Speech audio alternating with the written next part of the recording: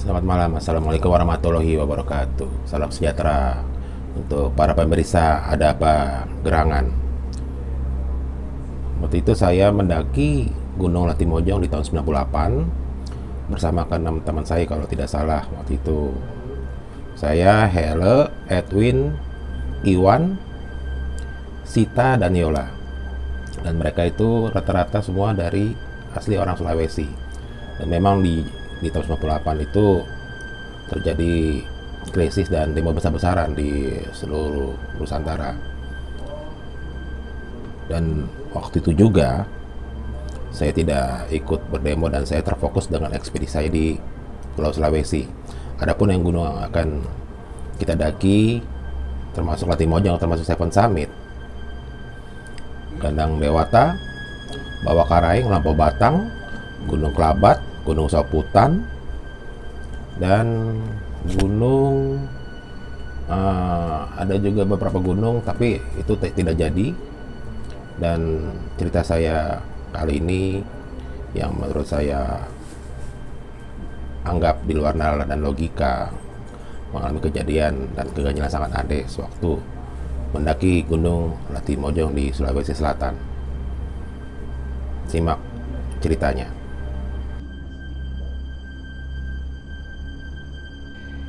Dikala itu gue berangkat ke Sulawesi di awal tahun 98, di bulan Februari sampai pertengahan April. Waktu itu kita berangkat ke Makassar dengan menumpang kapal Pelni dari pelabuhan Tanjung Priuk menuju Makassar.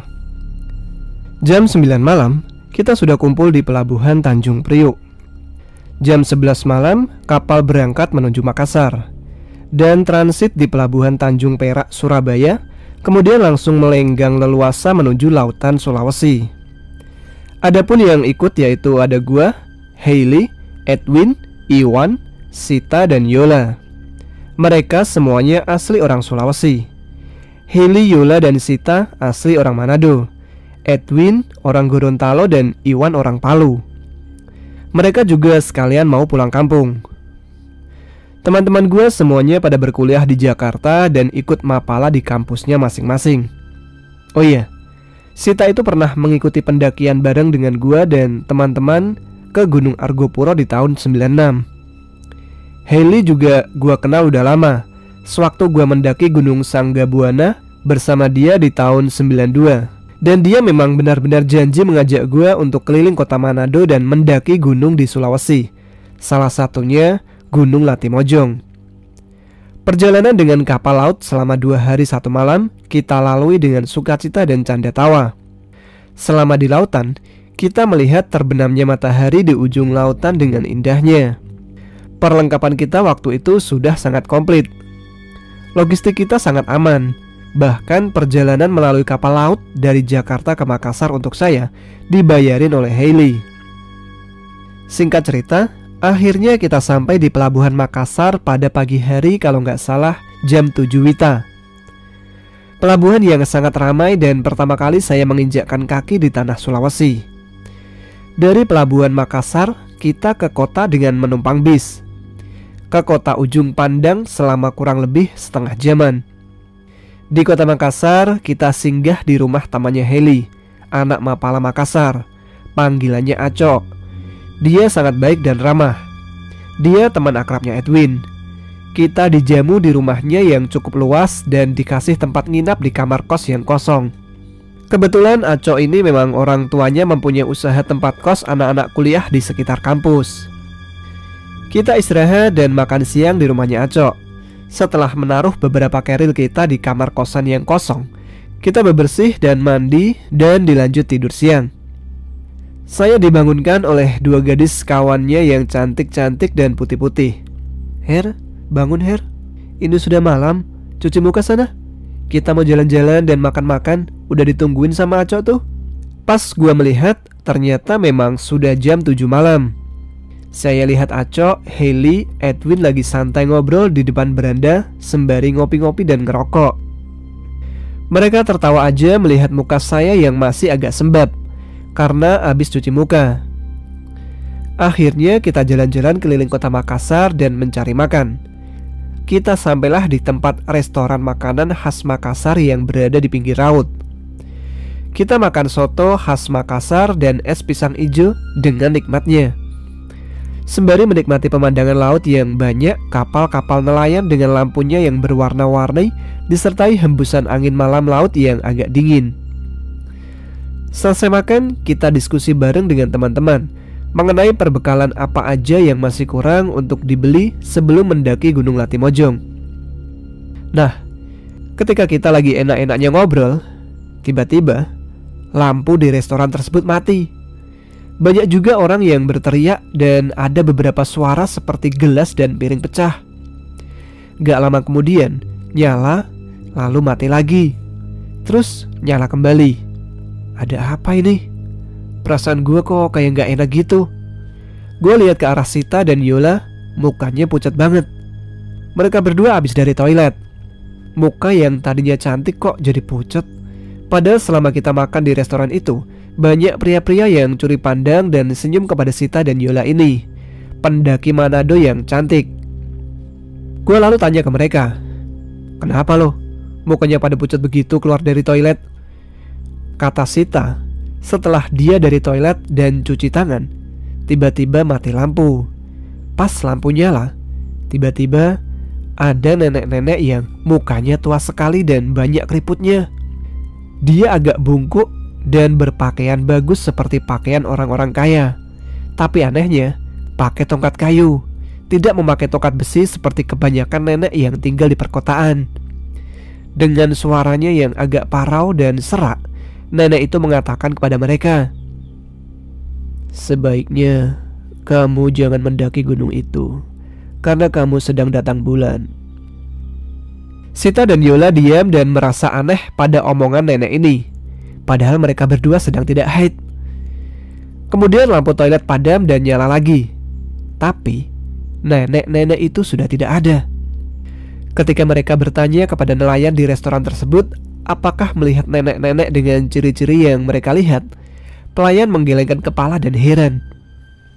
Restoran ini lebih banyak anak mudanya yang datang.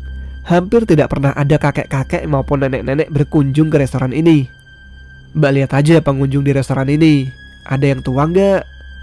Makanya Sita dan Yola langsung merinding ketakutan. Gua, Aco, Hailey, Iwan dan Edwin begitu mendengar cerita dari dua cewek ini, bengong dan langsung ikutan merinding, bulu kuduknya sampai ke leher. Aco tiba-tiba ngomong, "Kita pulang yuk, udah jam 10 nih. Besok pagi kan lo pada mau siap-siap berangkat ke base camp Gunung Latimojong. Sekalian belanja logistik di perjalanan nantinya. Besok pagi gua usahain mobil yang antar kalian ke base campnya Gunung Latimojong. Nanti kalian nego sendiri ya harganya." Kita pun spontan menjawab, "Siap Bang Aco." Akhirnya kita sampai di kosannya rumah Aco. Ngobrol-ngobrol sebentar di teras dan ngerokok, dan kita tertidur pulas, tidak ada gangguan sama sekali malam itu. Paginya kita bangun, mandi dan sarapan, serta packing ulang barang-barang kita ke dalam keril masing-masing. Tak lama kemudian, mobil pick up datang ke rumahnya Aco. Kita bergegas memasukkan tas-tas kita ke dalam mobil tersebut. Kira-kira jam 8 pagi wita, kita sudah meluncur menuju desa Baraka selama 2 jam lebih perjalanan. Di desa ini ada pasar, jadi kita membeli segala kebutuhan logistik yang kurang di sana. Gunung ini merupakan gunung tertinggi di tanah Sulawesi dengan puncak tertingginya yang bernama Puncak Rantai Mario, 3478 mdpl. Lokasinya sendiri berada di Kabupaten Nrekang, Sulawesi Selatan. Dari desa Baraka menuju desa Karangan, kita ganti kendaraan dengan menggunakan jeep. Lama perjalanan hampir memakan waktu kurang lebih 6 jam lebih. Di perjalanan berliku membuat badan kita tidak akan berhenti bergoncang selama berada di dalam jeep. Kondisi akan semakin memburuk kalau hujan turun. Setibanya di base camp desa Karangan jam 3 sore wita, kami melakukan registrasi dan mulai menurunkan barang dari mobil jeep. Badan kita pada pegel semua karena di perjalanan mobil ajrut-ajrutan melewati jalanan yang rusak. Kita beristirahat dan ngobrol-ngobrol santai dengan petugas perhutanan setempat sembari ngopi-ngopi dan ngerokok. Dijamu dengan kopi khas Sulawesi yang sangat kental aroma harumnya. Beberapa teman saya ada yang rebahan, ada yang mandi, dan lain-lain.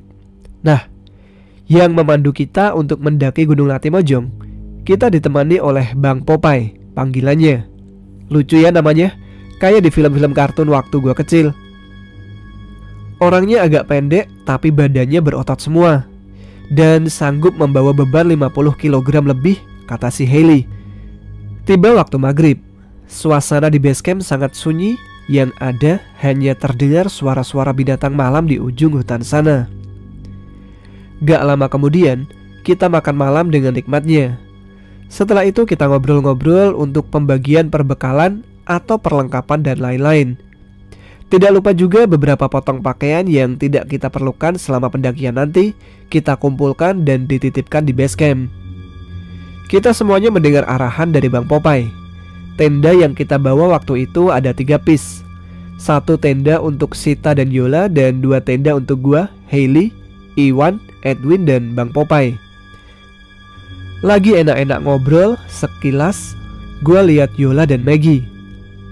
Mereka sedang jalan-jalan di luar base camp. Tidak tahulah apa yang mereka berdua perbincangkan.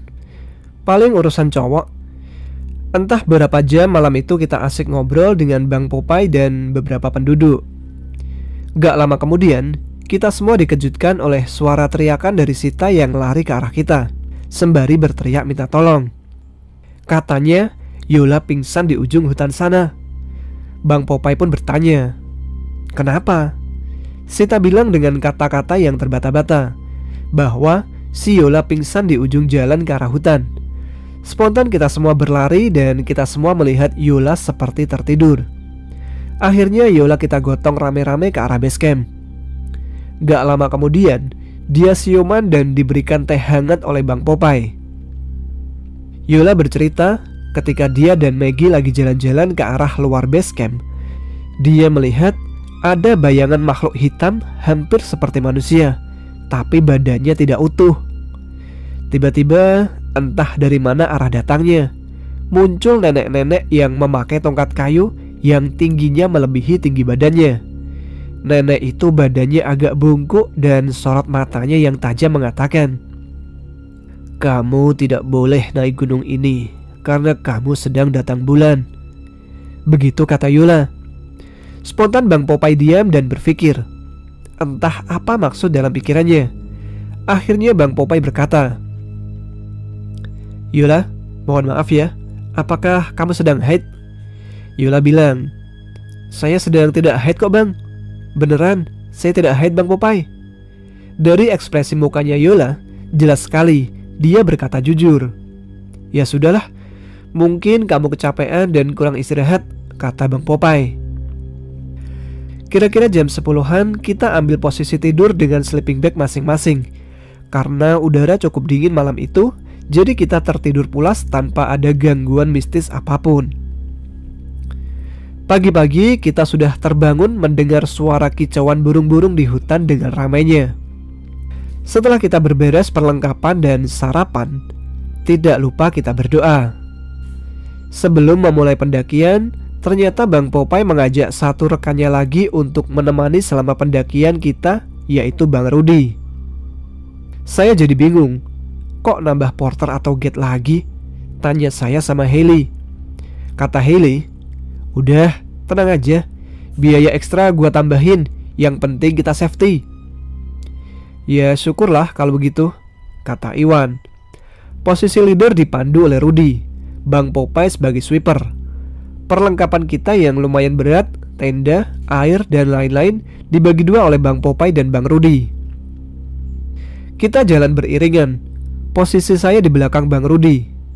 Kita start berangkat dari base camp kira-kira jam tujuan Wita. Perjalanan menuju pos 1 menyusuri perkebunan kopi milik warga. Treknya terjal dan becek. Medannya berbukit-bukit, sekitar 2 jaman kita melaluinya. Kita pun beristirahat sebentar, kira-kira 10 menitan. Lanjut kita jalan lagi melewati tanjakan terjal. Trek kemudian menurun, yang di sebelah kiri diapit oleh jurang. Tiba-tiba Yola hampir saja terjatuh karena terpleset. hampir saja kaki sebelah kirinya masuk ke jurang. Untungnya dia pegangan pada batang pohon. Sontak kita kaget semuanya. Gua lalu bilang, "Gak apa-apa Yol." Yola pun menyaut, "Gak apa-apa, yuk lanjut jalan lagi Her." Memang jalur dari pos 1 menuju pos 2 jalurnya sempit dan banyak akar melintang yang jarang ditemui di gunung-gunung lain. Apalagi hujan, kondisinya akan semakin parah karena licin. Akhirnya kita sampai di pos 2. Ternyata di pos 2 itu ada goa dan sungai di depannya yang airnya mengalir cukup deras. Kita berhenti dan beristirahat. Kira-kira waktu itu sudah menunjukkan jam 12 siang lebih. Kita pun memasak air dan menyeduh kopi atau teh, lalu memasak makanan. Yola dan Sita yang memasak makanan untuk kita-kita. Gua bengong sekaligus merinding melihat gua di pos 2 itu. Teringat kejadian di tahun 96 ketika terjatuh di puncak Hyang, Gunung Argopuro dan terperangkap dalam gua semalaman. Yang ternyata 2 hari kata teman-teman gua. Serta masuk dimensi dunia lain kerajaan gaib waktu itu. Tiba-tiba ketika gua ngelamun, gua dicubit sama Sita. "Kamu jangan bengong aja, tolong ambilin air buat kita masak." Sembari dia ketawa-ketawa karena gua bengong melihatin gua itu. Sita lalu merangkul gua. Kata Sita, "Udah Her, gak usah dibayangin lagi pengalaman kita waktu ke Argopuro waktu lalu di gunung ini." Kemudian gua bertanya kepada Bang Popeye, "Bang, gua apa ini?" Kata Bang Popeye, "Ini gua Sarung Pak-Pak. Pendaki boleh bermalam dan mendirikan tenda di sini. Dulunya pernah menjadi tempat persembunyian gerombolan DITII di tahun 65 yang diburu oleh TNI. Siang itu kita makan dengan lahapnya, dengan menu nasi dan lauk ikan, sambal, serta sayuran. Kurang lebih kita istirahat di pos 2 ini selama 1 jaman. Setelah berberes perlengkapan masak, kita pun lanjut jalan lagi menuju pos 3. Jalurnya 100% tanjakan terjal. Banyak yang menyebut ini sebagai tanjakan terberat saat mendaki Gunung Latimojong. Perut terasa terkocok dan pengen muntah karena medannya yang sangat terjal dan menanjak, membuat kita semua berpegangan pada akar pohon rotan yang cukup panjang untuk melewati tanjakan. Kita beristirahat sebentar di pos 3. Ada tanah datar yang cukup luas, kurang lebih 2 jaman dari pos 2 ke pos 3. Kita pun lanjut jalan lagi menuju ke pos 4. Istirahat sebentar, terus lanjut jalan lagi menuju ke pos 5. Di pos ini ada mata air dengan menuruni lereng yang terjal kurang lebih 200 meter, kata Bang Rudi. Kita pun lanjut jalan lagi menuju pos 6 sekitar 1 jam. Jalurnya sangat ekstrim, tanjakan terjal dan kita berpegangan pada akar-akar pohon. Setelah kita istirahat 10 menitan, kita pun lanjut jalan lagi. Kata Bang Popeye, kita ngecamp mendirikan tenda di pos 7 sebelum maghrib kalau bisa. Jadi jalannya agak cepetan ya, kata dia. Di sela-sela obrolan perjalanan trekking dengan nafas kita yang ngos-ngosan dan keringat yang mengucur deras di pakaian kita masing-masing. Setelah berjalan kurang lebih 2 jam, akhirnya kita pun sampai di pos 7. Pos tersebut sepi dan tidak ada satupun tenda rombongan pendaki lain. Karena memang kita mendaki di hari biasa, bukan hari libur. Kalau tidak salah kita mendaki di hari Senin startnya. Hari sudah semakin sore menjelang malam. Akhirnya kita mendirikan tenda sebelum maghrib. Di pos 7 ada sungai yang sangat jernih. Kita mulai membuka semua peralatan kita. Waktu malam itu sangat cerah, ada banyak bintang dan tidak turun hujan selama pendakian seharian tadi. Masing-masing dari kita sibuk dengan perlengkapannya masing-masing. Bang Popeye, Bang Rudi ngobrol-ngobrol dengan bahasa Sulawesi yang gua tidak tahu artinya. Seperti biasa, Yola dan Sita bagian memasak. Edwin dan Hailey sibuk dengan pasang flysheet. Gua, Iwan dan Edwin sibuk merapikan tenda beserta pasak-pasaknya agar kuat menahan angin kencang nantinya. Pas gua mau ambil air wudhu di sungai tersebut, gua melihat ada beberapa sekelebatan bayangan putih yang terbang di antara pepohonan. Seketika bulu kuduk gua merinding melihat penampakan aneh itu.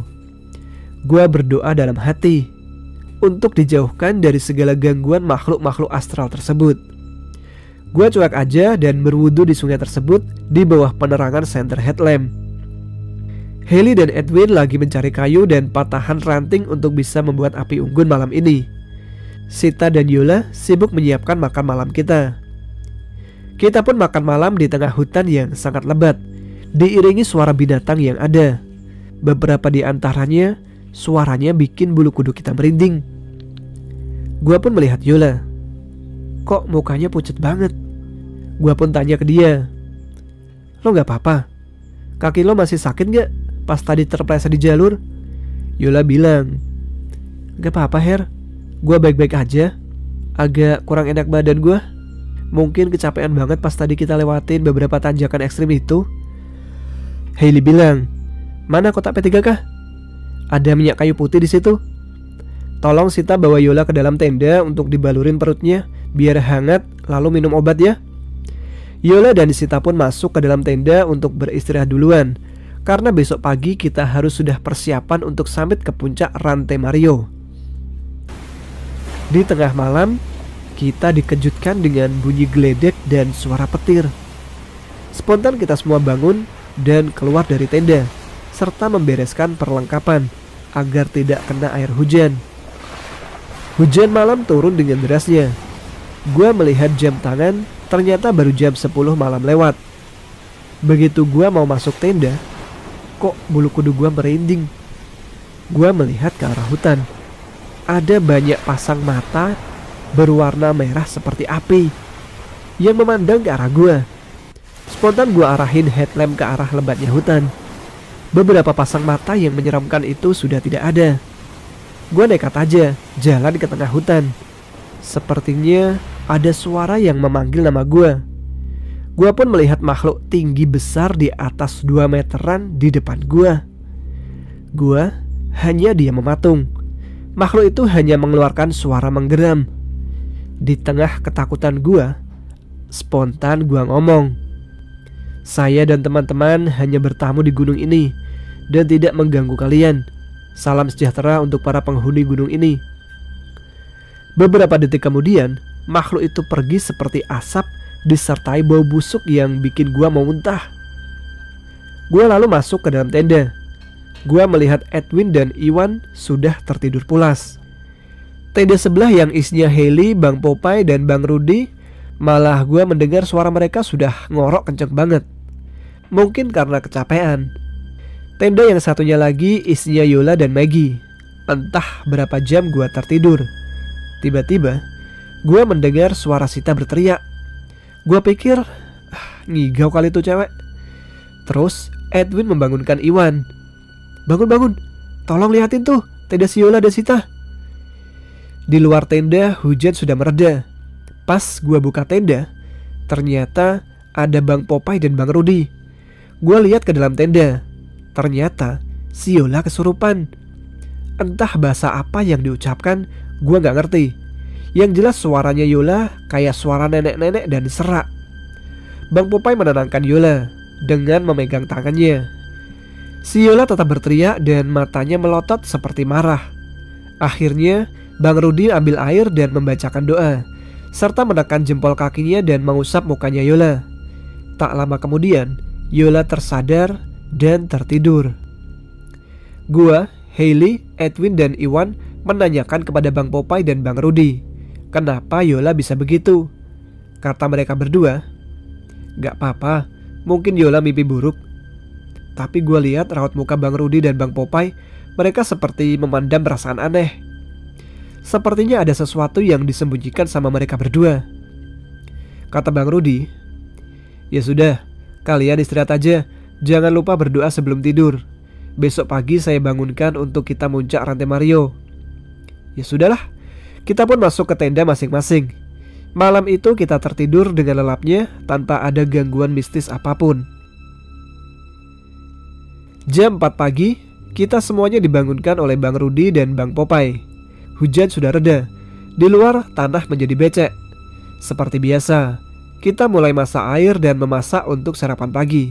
Tak lupa kami sholat subuh di tengah dinginnya udara yang masuk sampai ke tulang sumsum. Pas kita kumpul untuk sarapan, kok tidak ada Yola? Hailey bertanya kepada Sita, "Yola mana, Sit?" Kata Sita masih tidur. Hailey bilang, "Bangunin cepat, sarapan, dan kita mesti siap-siap summit nanti." Kata Sita, "Sudah gue bangunin, tapi gak bangun-bangun." Akhirnya Hailey masuk ke dalam tenda Yola dan membangunkan dia. Yola pun akhirnya terbangun, tapi mukanya pucat banget. Edwin pun bertanya, "Kalau lo gak enak badan gak usah muncak, ntar ada Bang Rudi yang nemenin lo." Yola spontan menjawab, "Enggak, gue gak apa-apa," sambil memegangi perutnya. Edwin ngomong, "Perut lo masih sakit?" "Gak apa-apa kok, Win." "Ya udah, sarapan aja dulu. Kelar makan jangan lupa bawa perlengkapan lo." Tidak lama kemudian, kita mulai siap-siap dengan headlamp masing-masing di kepala dan jaket serta sarung tangan untuk berangkat menuju puncak rantai Mario. Posisi leader di depan ada Bang Popeye. Bang Rudi standby di tenda, jagain perlengkapan kita. Posisi kedua ada gua, Hailey, Iwan, Sita, Yola, dan Edwin. Udara dingin sekali di jam 5 pagi. Selama kita jalan, si Yola jalannya lambat sekali, sambil sesekali memegangi perutnya. Gua pun bilang, "Lo kenapa? Apa kita istirahat dulu nih?" Yola ngomong, "Udah, lanjut aja, gua gak apa-apa kok," ujarnya. Selepas dari pos 7, kita berhadapan dengan tanjakan sangat terjal. Gak lama kemudian, kita berjalan di area terbuka, diselimuti rerumputan seperti padang sabana. Jalur menuju puncak rantai Mario ditempuh dalam waktu kurang lebih 1 jaman. Kira-kira jam 7 pagian, akhirnya kita semua sampai di puncak rantai Mario di ketinggian 3.478 mdpl, gunung tertinggi di Pulau Sulawesi yang termasuk Seven Summit Indonesia. Gunung Latimojong tipe gunung dengan kawah tidak aktif. Pemandangan di atas puncak sangat bagus sekali. Di kejauhan terlihat Gunung Gandang Dewata, gunung tertinggi nomor 2 di Sulawesi.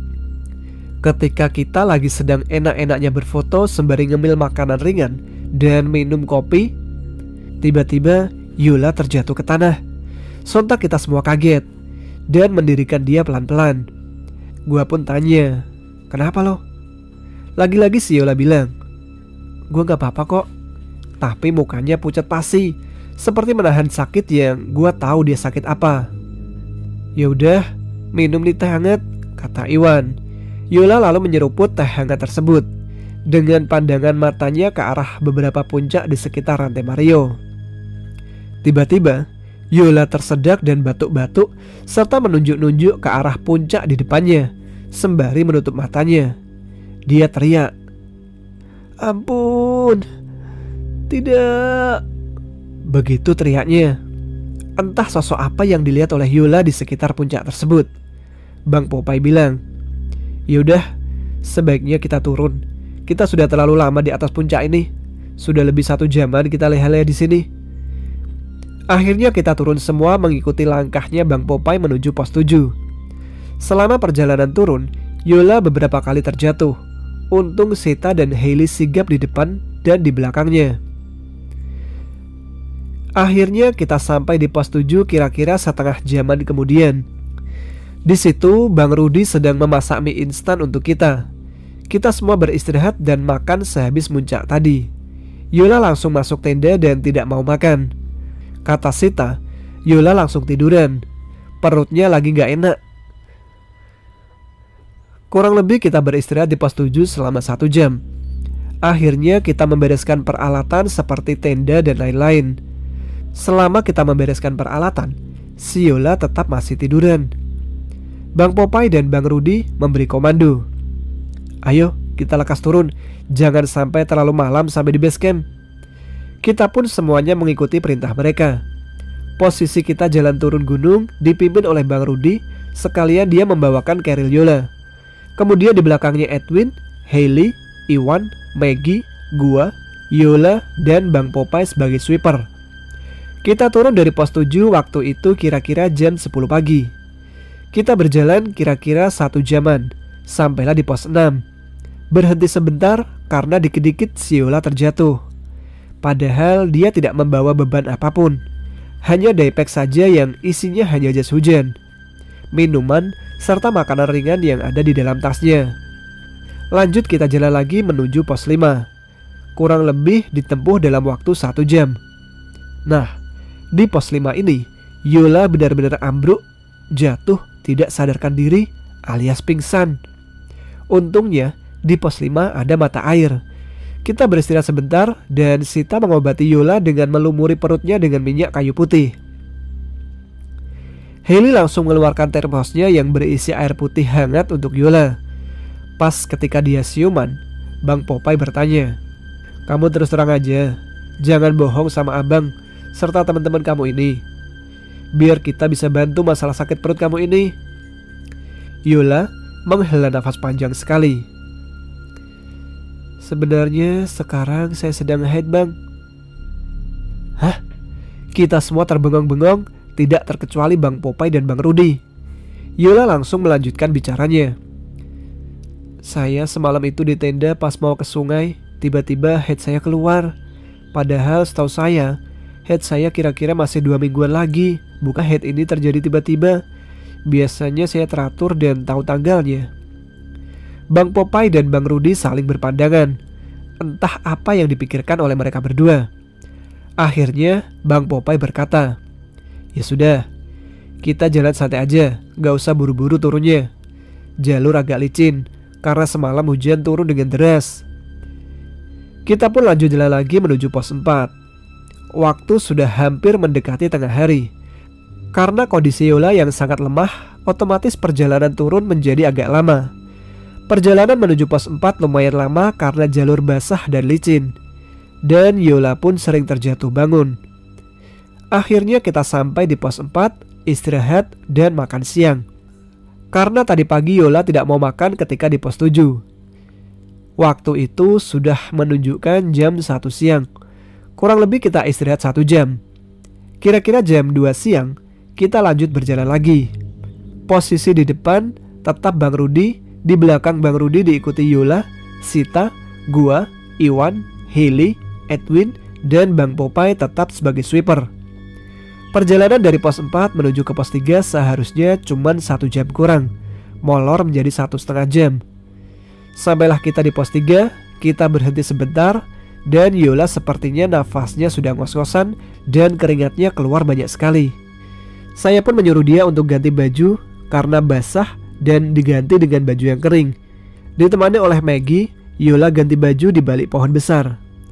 Iwan dan Edwin bercanda-canda sembari tepok-tepok tangannya. Sembari bersuara teriak-teriak, "Pok pok pok ame-ame belalang kupu-kupu," lagu anak kecil, biar si Yola semangat dan mengurangi rasa sakit perutnya. Yola sempat tersenyum sebentar. Raut mukanya kelihatan cantik saat itu. Begitu kita lanjut jalan lagi menuju pos 3, tiba-tiba awan mendadak gelap dan bunyi suara geledek. Sontak kita berhenti sebentar mengeluarkan jas hujan dalam keril masing-masing. Entah berapa jam kita turun di bawah guyuran hujan, sembari beberapa kali berhenti sebentar mengatur pernafasan. Hari sudah semakin sore, hujan menjadi gerimis. Karena melihat kondisi Yola yang sangat memprihatinkan, Bang Popeye berkata, "Ruth, tolong gendong si Yola, bawa sampai base camp cepatnya. Tas lo gue yang bawa." Yola yang tadinya tidak mau digendong, setelah diberi pengertian oleh kita-kita dan 2 guide itu, akhirnya mengiyakan untuk digendong oleh Bang Rudi. Sepanjang perjalanan hari sudah mulai gelap, dan akhirnya kita sampai di pos 2 lewat waktu maghrib. Kondisi badan kita yang capek sekali, ditambah beberapa dari kita banyak terjatuh karena terpleset di sepanjang jalur yang licin karena hujan. Di pos 2 kita beristirahat sebentar. Entah kenapa, pandangan gua ke arah gua sarung pak-pak yang ada di pos 2 tersebut. Gua juga melihat Edwin masuk ke dalam gua tersebut. Spontan, Bang Popeye mengejar dan menarik badannya Edwin.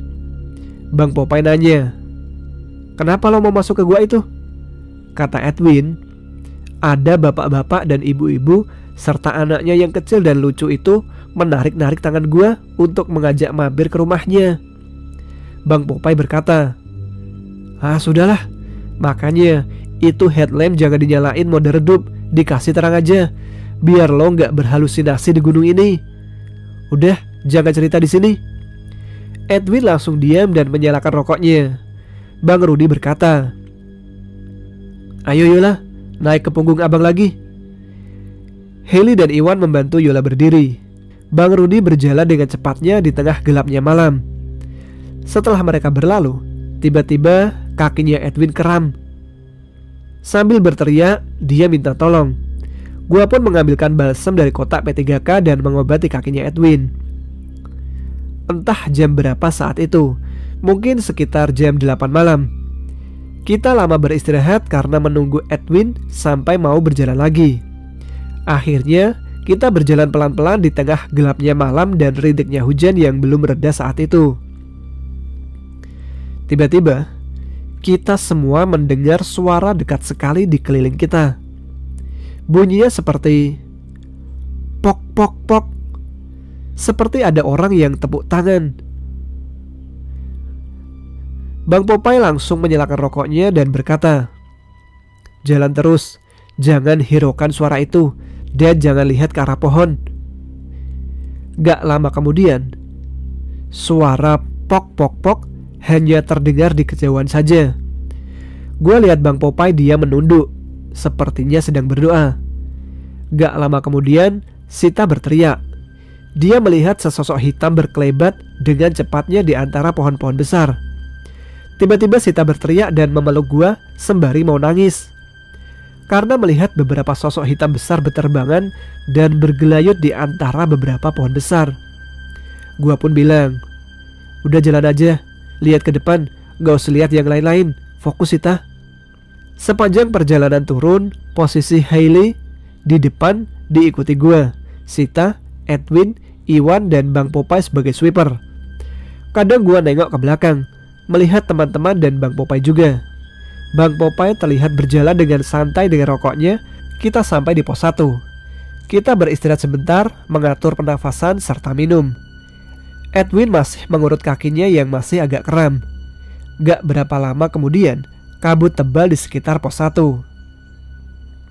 Begitu kita mau beranjak jalan menuju ke base camp, spontan Bang Popeye berkata, "Jangan lupa berdoa dengan kepercayaan masing-masing agar kabut ini mereda." Saya juga heran, kenapa kabut bisa turun menjelang malam hari. Biasanya siang dan sore hari kalau di Gunung Latimojong ini. Tiba-tiba, gak lama kemudian, kita semua mendengar suara cekikikan wanita dari dalam hutan. Ada juga suara nenek-nenek tertawa dengan melengking dan kerasnya. Seakan-akan gendang telinga kita serasa mau pecah. Gua dan teman-teman berdoa dalam hati, semoga dijauhkan dari gangguan-gangguan buruk tersebut. Kabut tebal itu seolah-olah menghalangi kita semua untuk meneruskan perjalanan turun ke base camp. Sita bersikeras ingin jalan turun. Gua dalam hati berpikir, aneh banget ini anak. Tadi ketakutan, sekarang malah nekat pengen turun di pekatnya kabut tebal. Spontan, gua tarik tangannya Sita, dan dia pun hampir terjatuh. Gua bilang, "Gila lo ya, kabut tebal begini lo nekat turun. Lo gak lihat Edwin kakinya masih sakit karena kram." Sita akhirnya terdiam dan minta rokok ke gua. "Bagi rokok lo, gua nenangin pikiran dulu," ujarnya. "Ya udah," gua bilang. "Udah, nyantai aja. Tapi lo jangan bengong ya. Lo jangan egois juga. Masa lo gak introspeksi diri?" Akhirnya Bang Popeye melerai perdebatan gua dengan Sita. Entah berapa jam kita masih terkurung di dalam kabut pekat itu. Suara lolongan anjing di kejauhan membuat bulu kuduk kita semua pada merinding. Akhirnya kabut pun reda. Tak lama kita semua berdoa untuk melanjutkan perjalanan turun. Singkat cerita, akhirnya kita sampai di base camp desa Karangan. Kira-kira jam 9 malam lewat. Anehnya, ternyata di base camp sudah ramai banyak banget orang yang sedang berkumpul. Ternyata si Yola sedang kesurupan. Dengan mata melotot dan tangan juga kakinya dipegangi oleh beberapa orang. Suaranya seperti nenek-nenek dengan suara yang parau dan serak. Bang Rudi, gua melihat dia hanya terdiam dan lemas sembari merokok. Kita semuanya bengong, tidak tahu apa yang mesti diperbuat. Tiba-tiba ada seorang bapak-bapak tua mengajak ngobrol dengan Yola yang di dalam tubuhnya sudah kemasukan makhluk astral. Entah apa yang diobrolkan oleh mereka. Kita semuanya terdiam. Akhirnya Bang Popeye menerjemahkan dialog antara bapak-bapak dan makhluk astral dalam tubuhnya Yola. Ternyata si Yola kerasukan seperti itu karena dia meninggalkan pembalut di antara pos 1 dan pos 2. Dan nenek-nenek tersebut marah tempatnya dikotori oleh si Yola dan tidak dibawanya kembali. Bapak-bapak itu berkata, "Kalau teman kamu mau sembuh, cepat cari segera sampah pembalut itu dan bawa ke sini. Kalau bisa sekarang juga." Gak lama kemudian setelah dibacakan doa-doa, akhirnya Yola tertidur. Kita terdiam semua. Akhirnya Bang Popeye dan Bang Rudi ngobrol-ngobrol dengan bapak-bapak tua itu. Kita disuruh makan dan istirahat. Malam itu kita tidak bisa istirahat karena melihat keadaan Yola yang mukanya pucat dalam keadaan tertidur. Gak lama kemudian Yola kembali kesurupan dan teriak-teriak lagi. Kemudian didoakan kembali dan akhirnya tertidur lagi. Bang Popeye pun berkata, "Siapa di antara kalian yang mau ikut gua malam ini naik ke atas mencari pembalut itu dan bawa turun ke sini?" Semuanya terdiam dan tidak ada yang bersuara. Gua spontan menjawab, "Gua ikut bang," sembari acungkan jari telunjuk. Bang Popeye nanya lagi, "Ada lagi yang mau ikut? Jangan gua sama Heru aja nih." Akhirnya Hailey mengangkat tangannya, "Gue ikut juga bang." "Baik kalau gitu, jangan lupa bawa air dan kantong sampah serta makanan buat kita naik ke atas." Kita pun berdoa sebelum jalan naik ke pos 1 dan pos 2. Tak lupa kita memasang headlamp. Kalau tidak salah, malam itu kita jalan jam 11 malam. Singkat cerita kita sampai pos 1 dan beristirahat sambil melihat-lihat keadaan sekitar. Kemungkinan sampah pembalut tersebut terjatuh di pos 1 itu. Setelah kita lihat tidak ada, dan waktu lewat tengah malam ditambah udara tambah dingin, akhirnya kita pun jalan lagi menuju pos 2. Pas di pertengahan jalur menuju pos 2, kita semua dikagetkan karena melihat ada dua sosok makhluk sedang jongkok dan berpakaian putih kumal. Semuanya merinding melihat penampakan itu. Ternyata makhluk itu menyeramkan. Sosok makhluk tersebut dengan lidah bercabang seperti ular sedang menjilati bungkusan pembalut wanita yang masih ada darahnya. Makhluk itu matanya satu bolong dan satunya mau copot dari rongga matanya. Makhluk itu rambutnya seperti sapu ijuk, tidak mempunyai bibir, tapi mulutnya sangat besar. Spontan gua istighfar. Bang Popeye langsung baca doa kumat kamit. Hailey duduk terjatuh hampir mau pingsan dan muntah. Sedangkan makhluk yang satunya lagi sepertinya marah dan terganggu oleh kehadiran kami. Seolah-olah dia ingin mengusir kami. Gua hanya berdoa dalam hati dengan mata terpejam, semoga ini bukan nyata, tapi halusinasi. Tiba-tiba langit terdengar suara geledek dan petir-petir seolah-olah menyambar ke tempat di mana kita berada. Ternyata makhluk tersebut disambar petir begitu mau nyamperin kita. Gak lama kemudian, angin kencang dan makhluk menyeramkan itu pun menghilang, disertai bau busuk yang membuat dada gua nyesek. Seketika gua tersadar ketika Bang Popeye menepuk pundak gua. Gua lihat si Hailey ternyata pingsan. Gua lalu cipratin air ke mukanya Hailey.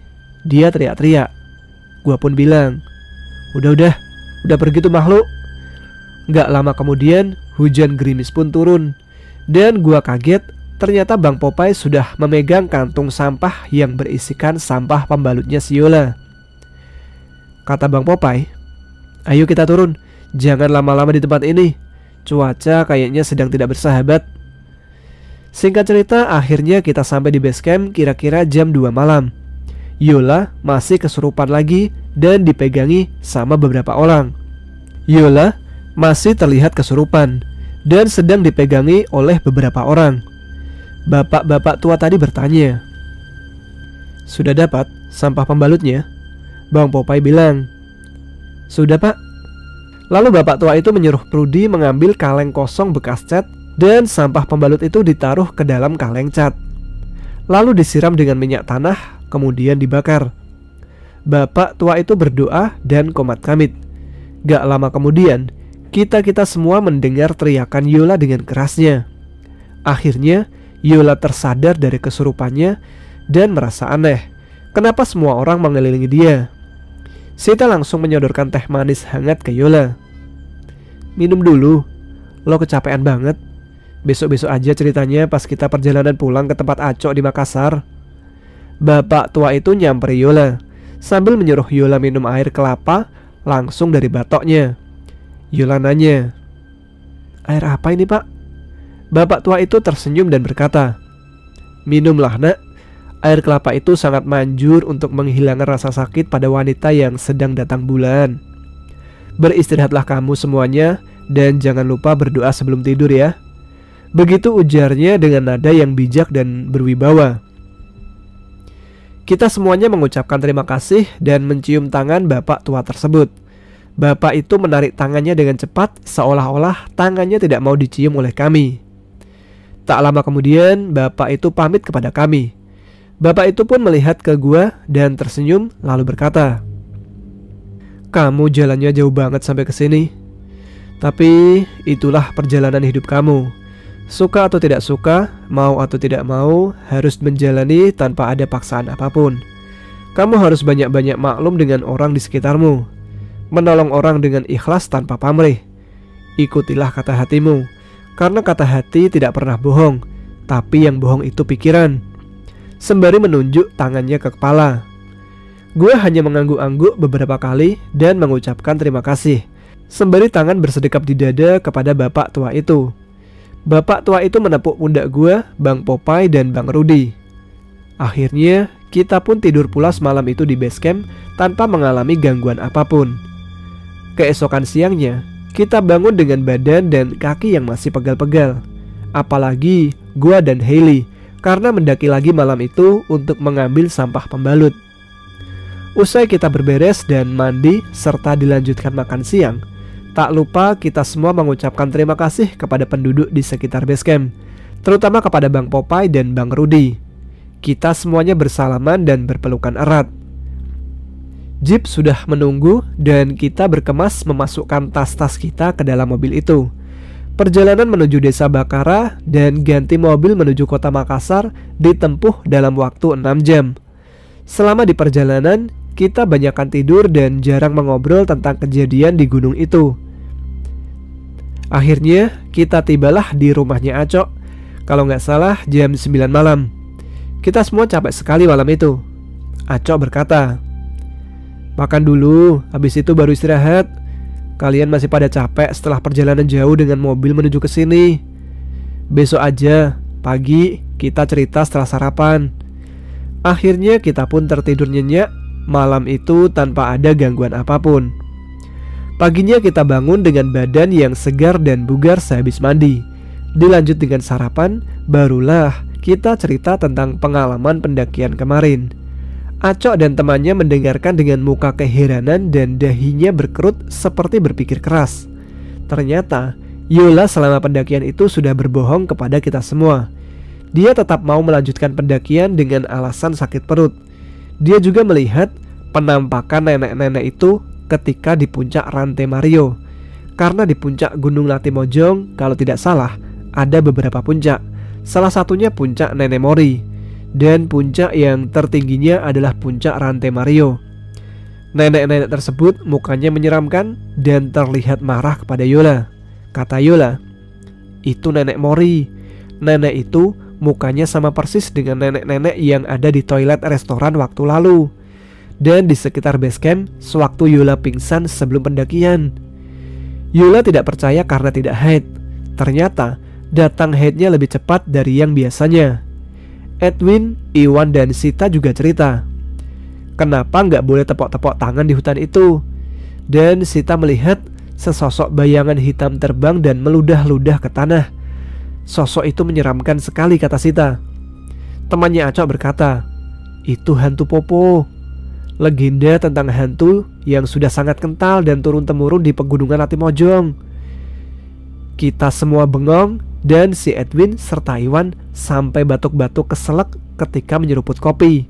Pas gue dan Hailey cerita tentang dua makhluk menyeramkan yang menjilat pembalut wanita yang ada darahnya, sontak Yola langsung ke kamar mandi dan muntah.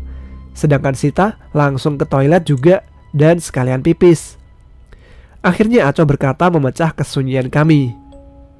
Yaudah, anggap aja ini pengalaman Lolo pada di Gunung Sulawesi untuk lebih introspeksi diri dan bersikap apa adanya sesama teman.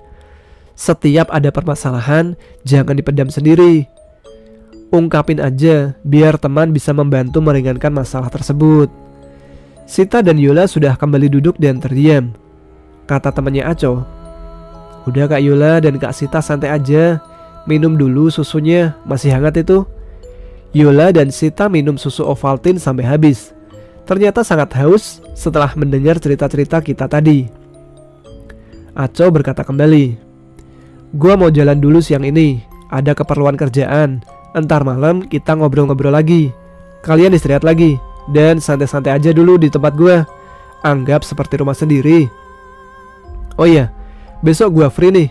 Mau gak kita jalan-jalan ke Tanah Toraja? Sekalian refreshing menghilangkan pengalaman buruk kalian sewaktu mendaki. Gimana? Spontan kita menjawab, mau dong. Asik, jalan-jalan ke Tanah Toraja. Gua, Hailey, Iwan, Edwin, Sita dan Yola. Kita akhirnya semua tertawa di pagi hari yang indah tersebut. Seolah-olah sudah lupa apa yang tadi diceritakan. Hikmah yang gua ambil dalam pendakian ini adalah kita harus berkata jujur kepada teman. Jika kita ada masalah di tengah perjalanan, kita bicara apa adanya. Kalau memang sakit tidak usah dipaksakan untuk mendaki. Dan yang paling penting, bawalah sampah kalian ketika turun gunung. Jangan mengotori tempat tersebut. Biar bagaimanapun, kita adalah tamu ketika kita mendaki gunung tersebut. Mereka itu ternyata ada dan berdampingan dengan kita secara tak kasat mata. Kita mempercayai mereka ada, tapi tidak boleh mengkultuskan. Tetap kita sebagai manusia percaya kepada Sang Pencipta, Tuhan yang Maha Esa, Allah Subhanahu wa Ta'ala, pencipta seluruh isi alam raya yang indah ini. Salam lestari dan salam sehat selalu. Wassalamualaikum. Terima kasih kepada Mas Tama yang sudah membacakan cerita saya dari Ada Apa Gerangan. Semoga bisa diambil hikmahnya. Wassalamualaikum warahmatullahi wabarakatuh.